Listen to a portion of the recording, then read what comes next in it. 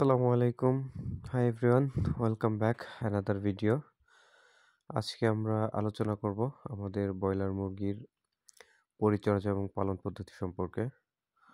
সুপ্রিয় খামারি ভাইরা, আপনারা দেখতে পাচ্ছেন আমাদের লুটিনো পার্ক অ্যান্ড এগ্রোর যে ব্রয়লার প্রজেক্টটা, এইটা হচ্ছে আমাদের পঞ্চম ব্যাচের ব্রয়লার। আজ আমাদের ব্রয়লারের বয়স হচ্ছে 26 দিন। আলহামদুলিল্লাহ 26 দিনে বেশ ভালোই গ্রোথ আসছে, যদিও আমাদের ব্রয়লারগুলো এবার প্রথমের দিকে আসলে প্রচণ্ড শীতের কারণে একটু অসুস্থ হয়ে গেছিল। আমাদের অনেক বাচ্চাও মারা গেছে, প্রায় 105 থেকে 7 পিসের মতো বাচ্চা মারা গেছে। হ্যাঁ, সব মিলায় এখন মোটামুটি আলহামদুলিল্লাহ 26 দিন, দেখতেই পারতেছেন কেমন অবস্থা।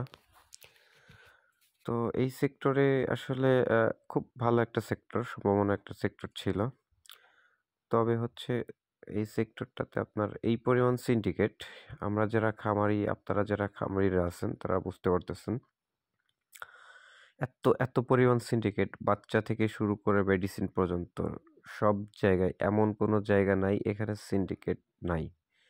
শুধুমাত্র আপনি খামারি, লস গুনতে হবে খামারিদেরকে।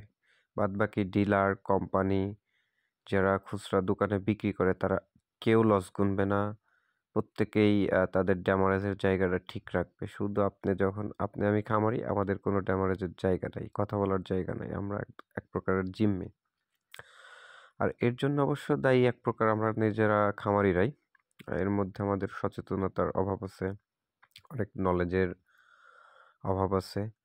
সর্বোপরি বিষয় হচ্ছে যেটা, আমরা আসলে একটা জিনিসের উপরে হুমড়ি খেয়ে পড়ে যাই, এইটা আসলে ক্যালকুলেশন করি না। হ্যাঁ, 1 কেজি ব্রয়লার আমার উৎপাদন খরচ কত, আমি বিক্রি করতেছি কত, এই বিষয়গুলো। হ্যাঁ, আর এই যে মেইনটেনের বিষয়গুলো আছে, দেখেন আমরা এই যে শীট আকারে করে নিছি। তো সবসময় চেষ্টা করবেন আপনি একটা জিনিস ক্যালকুলেশন করার জন্য, তাহলেই আসলে এই সেক্টরে আগানো যাবে কি যাবে না এই জিনিসটা ক্লিয়ার হইতে পারবেন।